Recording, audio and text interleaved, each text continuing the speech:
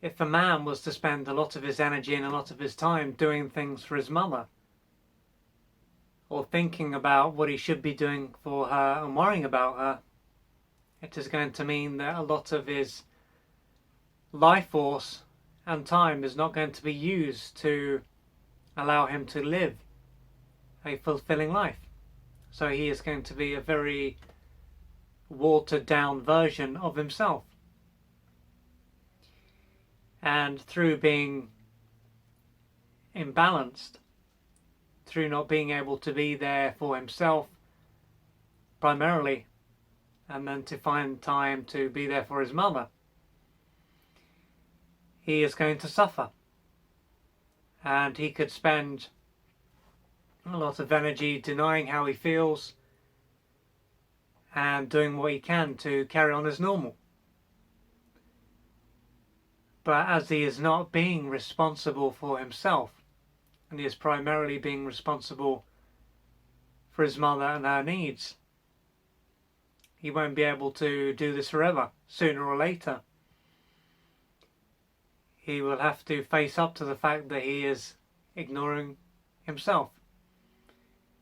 And this could be something that takes place after he has some kind of breakdown or meltdown, or he could end up getting into a relationship, and his partner could, through being on the outside, realise that he is ignoring and neglecting himself.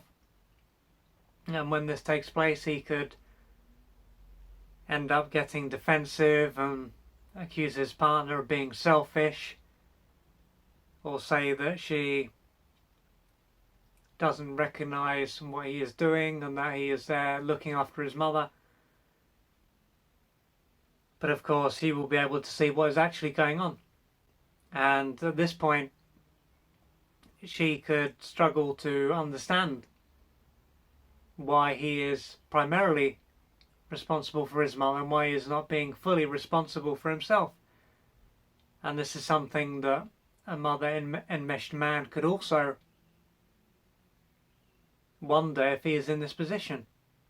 And of course, if he was to become aware of what is going on, because it can be normal for a man to be in this position but not to realise it. So through being able to take a step back and to reflect on his life, he could wonder why he feels so responsible for his mother. And most likely during his early years, he will have been used to meet most of her, or some of her, adult and unmet childhood needs. And so from a very young age, he will have been made to feel responsible for his mother's needs. So what is going on now that he's an adult, will just be a continuation of what took place very early on. And during his early years, out of his need to survive and to please his mother, he will have simply just tuned into her needs automatically and done what he could to fulfill them. So this wouldn't have been something that he consciously chose to do. It would have just happened. And this means that he will have become super focused on his mother and would have lost touch with his true self. And so this will be at the root of the imbalance. If he was in tune with himself and in tune with others, he would be in a better position. But through having to meet his mother's needs and being perhaps punished or even abandoned when he expressed his needs, he will have come to associate his needs as being bad and himself as being bad. And so now that he is an adult, he will believe that in order for him to survive, he needs to continue to focus on his mother's needs and to be there for her. And he might not even realise, in a lot of cases, that he has his own needs. His mother's needs could be seen as his needs.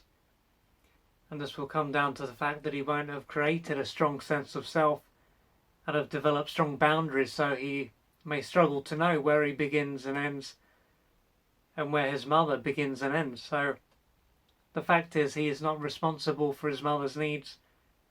He is responsible for his own needs.